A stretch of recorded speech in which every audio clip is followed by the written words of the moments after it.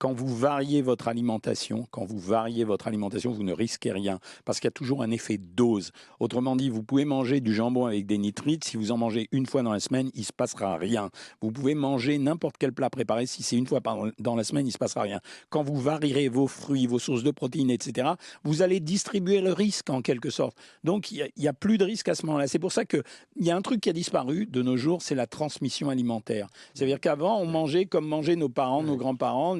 On nous avait appris à manger. Et finalement, c'était ça. La preuve, c'est qu'eux, ils vieillissaient tranquillement. Aujourd'hui, on ne mange plus en fonction de ce qu'on aime manger ou de ce qu'on a appris à manger. On mange en fonction de faux calculs hypothétiques et arithmétiques pour éviter la nourriture. Je vous ai donné un exemple. C'est un truc qui m'énerve particulièrement ces temps-ci. Il y en a plein qui m'énervent, mais non, c'est la folie des graines. Ça veut dire ces gens qui prennent une poignée d'amandes dans l'après-midi toute la journée parce que ça leur coupe l'appétit, ça les met en forme. Ok, c'est un bon produit, mais 20 grammes d'amandes, c'est 200 calories. Alors les gens se refusent un burger le midi, mais ils vont se taper de l'huile sous forme de 20 grammes d'amandes dans l'après-midi, ou alors le matin pour être en bonne forme, soi-disant pour la peau. Si vous saviez la petite quantité de nutriments que ça relève, bien sûr que l'aliment est intéressant, rapporté aux 100 grammes, mais personne ne mange 100 grammes d'amandes, sinon il prendrait 700 calories, la moitié presque d'une journée alimentaire.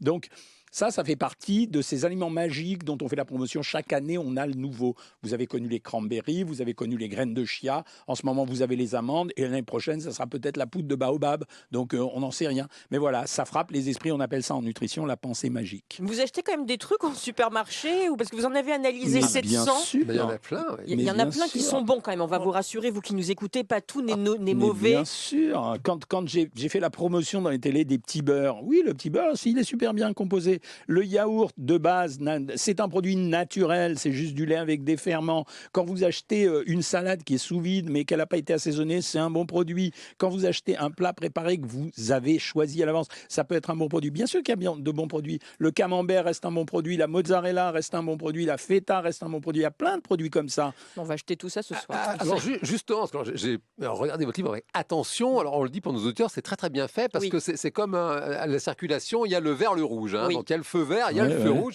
Et alors, j'étais surpris de voir qu'une glace à la vanille d'une grande marque américaine que je ne citerai pas, elle a un feu vert. Alors, est-ce que ça veut dire, Jean-Michel Cohen, qu'on peut être vigilant, avoir une alimentation saine et équilibrée, à ne pas prendre trop de poids et s'autoriser de la glace à la vanille? C'est une super nouvelle, ça. Quand une glace est faite avec du lait, des œufs, de la crème et du sucre, même si elle est riche, mais je viens de vous dire qu'une bonne alimentation n'interdit rien, c'est un bon produit. Quand vous achetez une glace qui a été faite avec du lait déshydraté auquel on a rajouté de l'eau et pour pas mettre de crème, on a mis soit du beurre concentré, soit on a pris de la poudre de crème fraîche, soit une graisse hydrogénée et que le sucre, on a pris 2 mélanges de sucre avec du glucose fructose et puis peut-être... Ça, c'est pas bon, ça. Mais voilà, le produit, il est moins calorique et pourtant il est moins bon pour votre santé. Et c'est pour ça que je décrypte pour les gens. C'est simplement parce que ce travail-là, c'est impossible à faire si vous n'êtes pas nutritionniste. C'est difficile, enfin je veux dire, ou alors vous vous formez à la nutrition. Mais est-ce que c'est pire qu'avant? Vous avez déjà sorti un livre similaire en 2006, je crois. Est-ce qu'il y a du positif aujourd'hui ou c'est pire? Alors, les marques de distributeurs ont beaucoup progressé et les marques ont diminué en qualité parce qu'ils sont rattrapés par la notion de l'inflation des prix. C'est-à-dire qu'ils sont obligés de retravailler maintenant.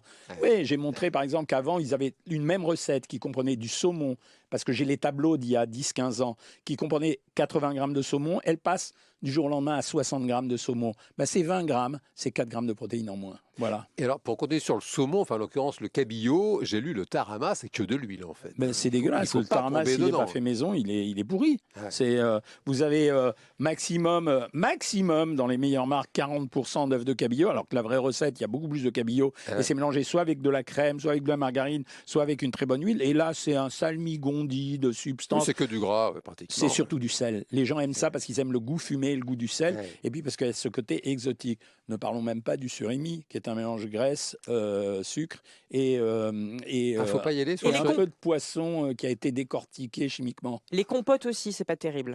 Alors ça dépend les compotes. Par exemple, il y a une erreur sur les pommes potes. La plupart du temps, les gens donnent ça aux enfants en pensant que c'est bien. Puis quand on regarde les quantités de sucre, c'est blindé. C'est que du sucre, c'est ça le problème.